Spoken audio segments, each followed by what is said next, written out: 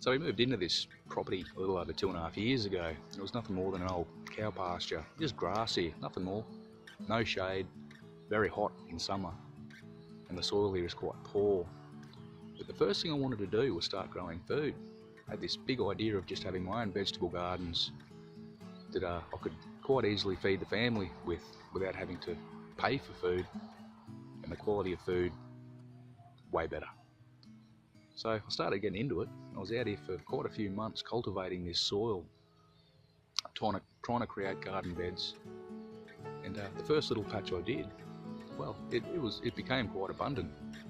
And then slowly over time, the garden started increasing in size and volume.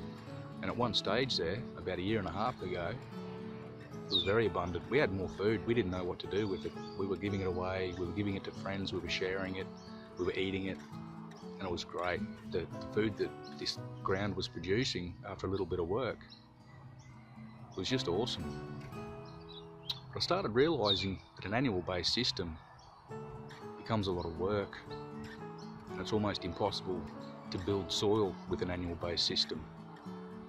So I started changing the way I was thinking, and I wanted to create more of a permanent, self-sustaining system by introducing perennial crops, perennial fruit trees, and basically just creating a polyculture system that would eventually look after itself.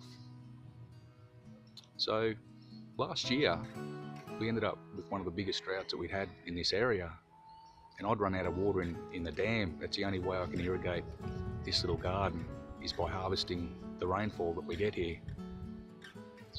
And that dam went completely dry, and I had no water at all. So a lot of the little annual-based plants that I had, they just died. I couldn't keep the water up to them. But what survived was the perennial crops, the fruit trees, and all those sorts of things. So I started realising that I was on the wrong path by just creating monoculture systems, annual-based food crops. It's way too much work.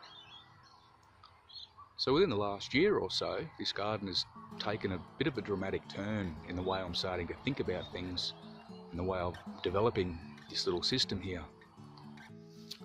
And on top of that, the grass that we have here on the property and how vigorously it grows, I was in constant battle with it, because wherever I disturbed the soil, grass would pop up, and I was just constantly fighting this grass. And it started to become a little bit of an issue for me as far as work was concerned. But then I realised that that grass that I'd been fighting for so long to keep it out of my little garden was soon to be my best ally in the form of organic matter. And I realised that I could harvest the abundance of grass we've got here and incorporate that into this poor soil to start improving it. And that, with the addition of manures, the soil started changing. It started to become something different. So all the grass that grows here, it simply gets turned into mulch. When we slash this paddock, I go around, I gather it all up, and it simply goes on top of the soil. And I do that especially before the summer heat waves start coming in, to start protecting that soil. And it's a beautiful insulator. It's very high in nutrients, and it's doing a wonderful job. So I've basically turned a bad into a good. You see, the problem is the solution.